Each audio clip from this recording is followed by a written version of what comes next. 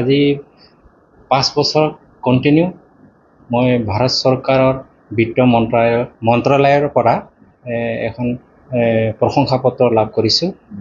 মই প্ৰত্যেক বছৰে GST চৰকাৰক কৰ ফাঁকি নিদিয়াকৈ মই সম্পূৰ্ণভাৱে কৰ প্ৰদান কৰি আহিছোঁ। সেয়ে মোক ভাৰত চৰকাৰে মোক এই প্ৰশংসা পত্ৰখন প্ৰদান কৰিছে।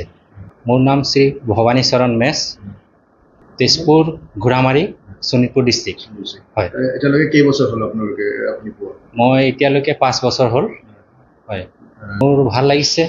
মই সকলোকে অনুৰোধ কৰিম যে এখন সুস্থ সবল ৰাষ্ট্ৰ গঠন কৰাৰ ক্ষেত্ৰত আমি সকলোৱে অলপ হ'লেও চৰকাৰক কৰ কাটল দি সম্পূৰ্ণকৈ মানে ফাঁকি নিদিয়াকৈ চৰকাৰক এখন সুস্থ সবল ৰাষ্ট্ৰ গঠন কৰাৰ ক্ষেত্ৰত সহায় কৰে যেন মই সেই সকলো আমাৰ ব্যৱসায়ী তথা সকলো নাগৰিককে মই অনুৰোধ জনাইছোঁ।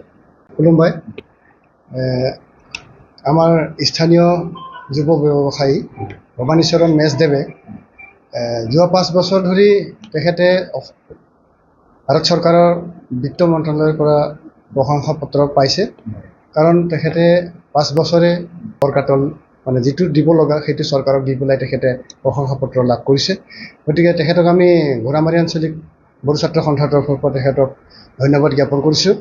আৰু তেখেতে এটা আদৰ্শ হৈ পৰিছে যে যুৱ ব্যৱসায়ীসকলে যিসকলে ব্যৱসায় কৰিছে, বাণিজ্য তেখেতসকলে যিটো চৰকাৰক দিব লগা কৰ কাটল সেইটো যাতে আদায় দিয়ে, সেইটো এটা তেখেতে আদৰ্শ দেখুৱাইছে। আৰু সেয়ে আমি আমাৰ ছাত্ৰ সংগঠনৰ তৰফৰ পৰা তেখেতলৈ ধন্যবাদ জ্ঞাপন কৰিছোঁ। আৰু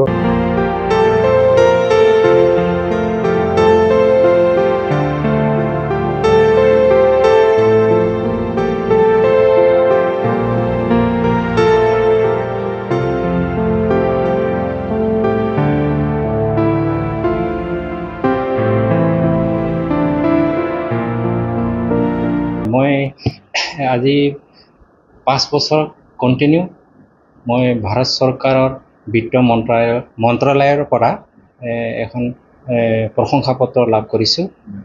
মই প্ৰত্যেক বছৰে GST চৰকাৰক কৰ ফাঁকি নিদিয়াকৈ মই সম্পূৰ্ণভাৱে কৰ প্ৰদান কৰি আহিছোঁ। সেয়ে মোক ভাৰত চৰকাৰে মোক এই প্ৰশংসা পত্ৰখন প্ৰদান কৰিছে।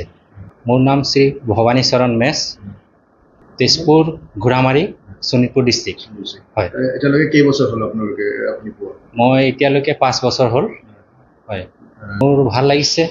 মই সকলোকে অনুৰোধ কৰিম যে এখন সুস্থ সবল ৰাষ্ট্ৰ গঠন কৰাৰ ক্ষেত্ৰত আমি সকলোৱে অলপ হ'লেও চৰকাৰক কৰ কাটল দি সম্পূৰ্ণকৈ মানে ফাঁকি নিদিয়াকৈ চৰকাৰক এখন সুস্থ সবল ৰাষ্ট্ৰ গঠন কৰাৰ ক্ষেত্ৰত সহায় কৰে যেন মই সেই সকলো আমাৰ ব্যৱসায়ী তথা সকলো নাগৰিককে মই অনুৰোধ জনাইছোঁ।